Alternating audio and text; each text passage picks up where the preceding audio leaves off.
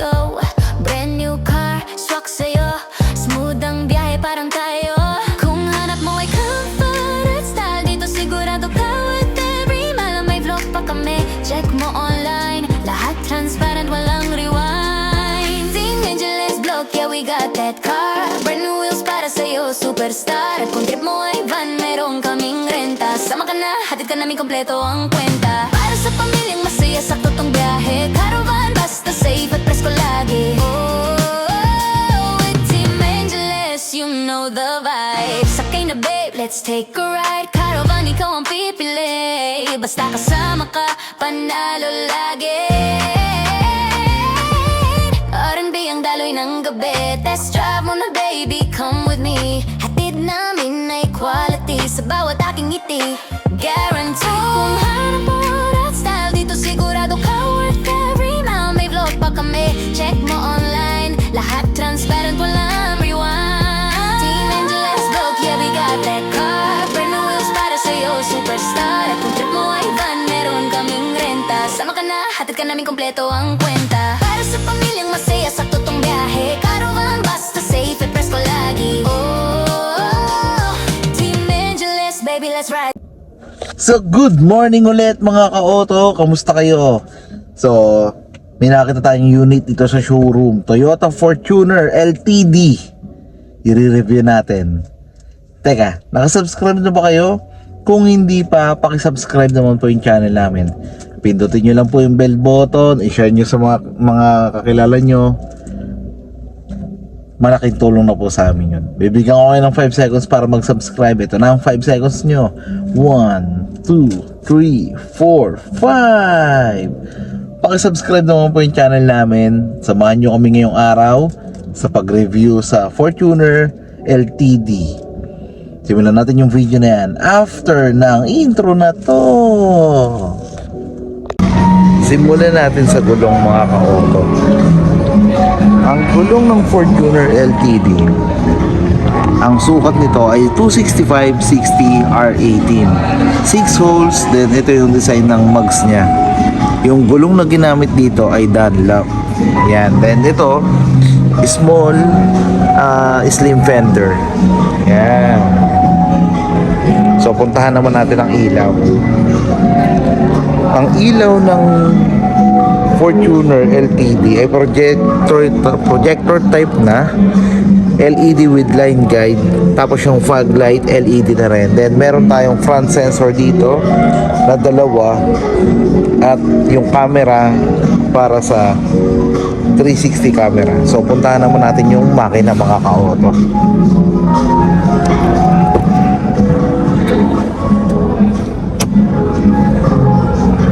So yun, madali nating naitaas yung hood kasi meron na siyang hood lift assist.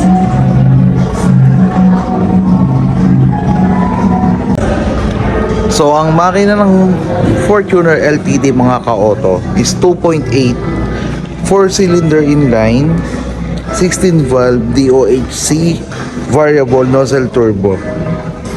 Ang eksakto displacement nito ay 2,755cc. Ang maximum output 204 HP at 3,400 RPM.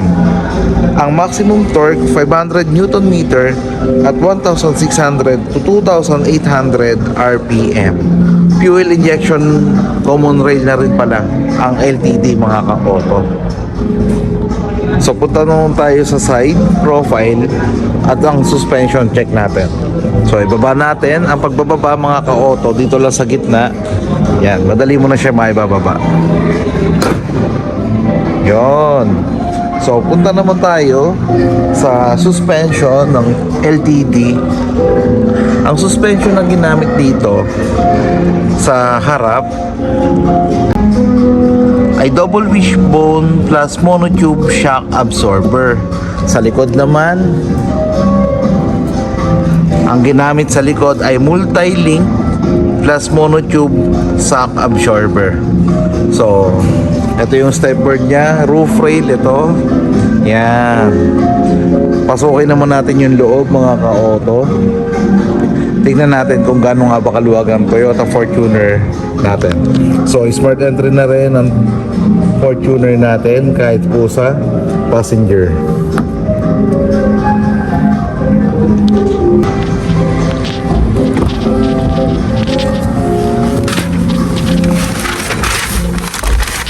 Yan. So dito na tayo sa loob ng ng Fortuner. Lagay ko nga lang pala tong power bank ko dito para maayos. Siya nga pala mga ka-auto, kung gusto niyo rin ng Anker power bank, naka-promo to sa Shopee. Lagay ko dito yung link sa baba. So, dyan lang muna siya. Then, ito yung legroom. Yan. Then, yung room height, ito. So, convenient pa rin mga ka-auto. Di ba? Napakaluwag pa rin. Then, meron tayong 7 airbags. Meron tayong airbag sa passenger, isa. Sa driver, isa. Sa tuhod ng driver, isa. Dalawa sa curtain. Yan. At dalawa sa side. Yan. Tapos ito, ayan, JBL speaker, tweeter. So, total of 9 speaker.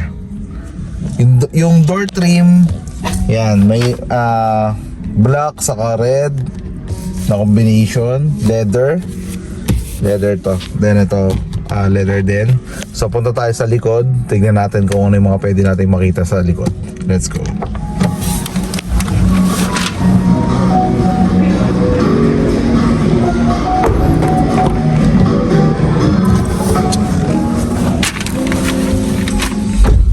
So dito na ako sa likod ng upuan ng driver. So ito yung legroom. Sa pangalawang row to, sa gitna. Ayan. Tapos yung room height ito. Yan. Ito yung room height dito sa loob. Yung ceiling natin mga ka-auto, color black yan. Tapos ito yung air vent. Yan. Room lamp dito sa loob. Air vent ulit. Then grip assist. Total of 8 grip assist. Dalawa sa driver, dalawa sa passenger sa harap, isa dito sa gitna rin, then sa likod tag-isa pa. So yun, ang material na ginamit dito mga ka-auto, leather na may red at black. Ayan, pati sa door trim. Ayan. Then meron tayong dalawa ditong type C na charger. Ayan. Then meron tayong hook dito, hindi lang kita kasi nga yung plastic. Ayan, lagayan niya ng mga pinamili natin or ng mga bags natin. Maximum of 4 kilos yan.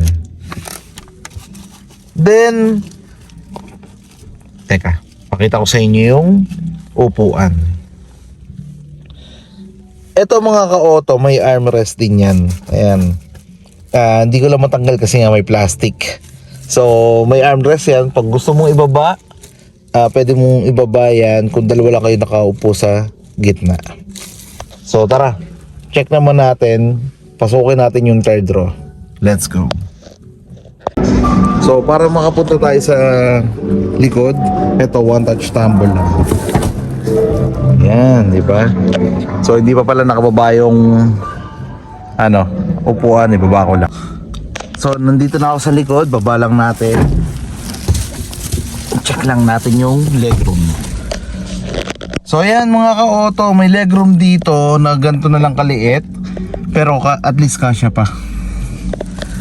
Tingnan nyo yung room height. Ito, tataas ko tong headrest. So ayan, pag nakataas yung headrest, ito kasya pa. Kaya pa dito sa likod, dalawang kasing laki ko. Pero kung tatlo, hindi na. Basta dalawa lang na kasing laki ko, pwede pa. Tapos may sarili ka ring air vent dito. Ito, yan. Grip assist, ito. Tapos yung grip assist sa kabila. Yan. Di ba? Kasyang-kasya pa mga ka-auto.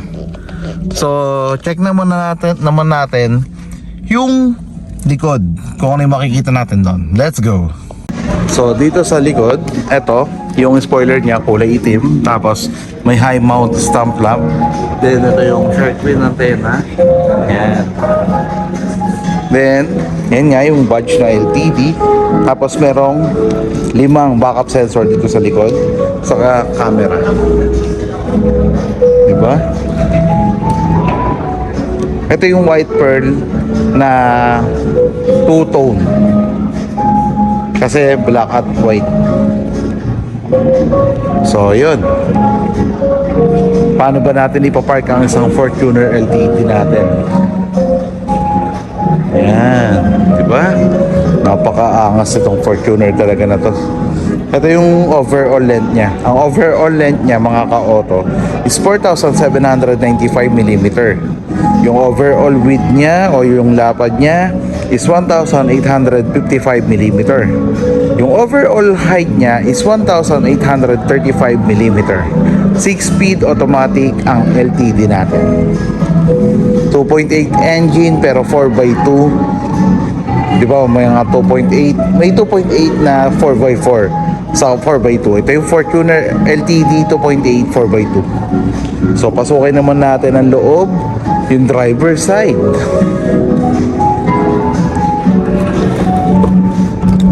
Pagpasok pa lang natin, mga ka-auto, andito yung foldable side mirror. Ayan, buttons yan. Then ito yung joystick para maigalaw mo yung side mirror. Then ito yung lock and unlock sa pinto, sa bintana, lock. Ayan, yan yung sa bintana. Yan, dito na tayo sa driver side. 8-way power seat si upuan dito sa likod. Ayan o, ibak lang natin. Ibak natin. Sa likod sa driver side pala. Ayan o, matras tayo. Then forward. Then recline ito. Ayan. Astig, di ba? Dito naman tayo sa manibela. Ito yung mga buttons para sa mode, FM, Bluetooth, AM. Ayan. Then pwede ka rin sumagot ng call dito at mag-drop ng call dito. Ito yon. Tandaan nyo, mga ka-auto, pag sa kaliwa, para yun sa infotainment. Pag sa kanan naman, yung mga buttons ay para sa instrument cluster. Then paddle shift, ito. Minus saka plus. Then ito yung cruise control. Cruise control shift. Yan. Then yung pag-adjust niya, up and down, tilt up and down. Ito. Then telescopic na napakagaan. 'Di ba?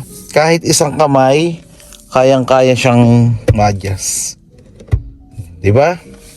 So lock na ulit natin. Then punta naman tayo sa infotainment. Yan, pero dito muna tayo sa hazard. Then ito yung adjust ng oras. Yan. So dito naman tayo sa infotainment, mga ka-auto. Meron tong 9-inch na infotainment na meron ng wireless Apple CarPlay, wireless Android Auto, FM, AM at Bluetooth. Sa aircon naman po, sa harap ay double auto climate control. Sa likod naman ay single auto climate control. So yan, wireless charger para sa harap. Ayan. Tapos ito may charger din dito. Power, maglagay lang kayo ng car charger dito. Yan. Then merong auto adjust ng upuan, yung sa seat ventilation. Ito. Sa ignition, push start na po tayo. Lagayan ng water bottle, ito.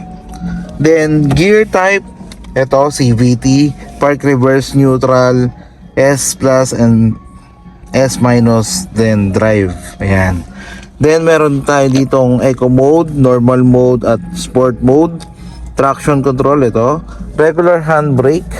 Then center console na maluwag. Glove box.